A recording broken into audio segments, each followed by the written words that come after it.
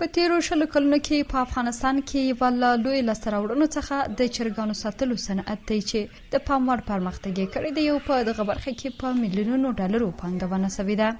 د چرګ غوښه په افغانستان کې تر ټولو ډیره مصرف کیدونکې غوښه ده چې نسبت نورو هغو ته یې خلک ډیره خوښوي ځکه هم ارزانه ده او تر یوه بریده صحي ده. محمد خالد چې په کابل ښار کې د چرګانو فارم لري وایي چې په یوه ورځ کې په منځني ډول 250 هګۍ له چرګانو څخه ټولوي. تقریبا نورمال که حساب کو په اوسط ډول د ورځې تر 250 دانو پورې کېږي نطفه لرونکې هګۍ. هغه چې نطفه ولري نطفې نه مطلب د ماده ده چې نور چې د ګوړې ته نه ویستل کېږي هغه هګۍ.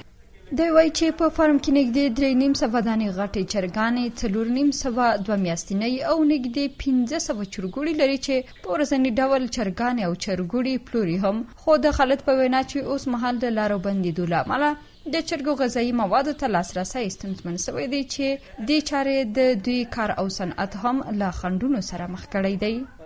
دغه یو غټ مشکل ده او غټه ستونزه کې موږ شمیرلی شو. یو منفي پوینټ کو یا دا چې یو فارمدار مثلا ناکامیږي یا فارم ناکامیږي دغه یو علت غټ علت ته چې دانه نشته دلته کې.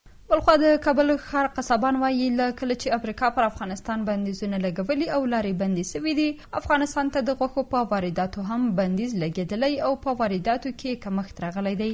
قصابان وایي چې د غوښې د کمښت له امله په قیمتونو کې لوړوالی راغلی چې تر ډیره بریده پورې خلک د اخیستلو توانایي نه لري.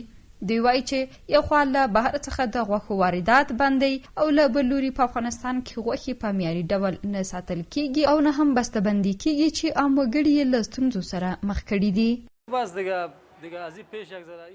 مخکې له دې به بهرني مالونه راتلل، نرخونه ښه ول، قیمتونه ټیټ وو، بهرني واردات ول، بازار ښه وو.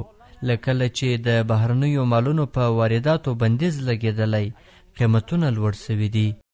افغانستان یو له هغو هیوادونو څخه دی چې نسبت نورو خوړو ته د غوښې استفاده پکې ډیره عام ده. خو په دې وروستیو کې د خلکو کمزوری اقتصادي وضعیت او افغانستان ته پر وارداتو بندیز هغه لاملونه دي چې خلک یې له ګڼو ستونزو سره لاس او ګریوان کړي دي. مریم هوتک، CMG، کابل.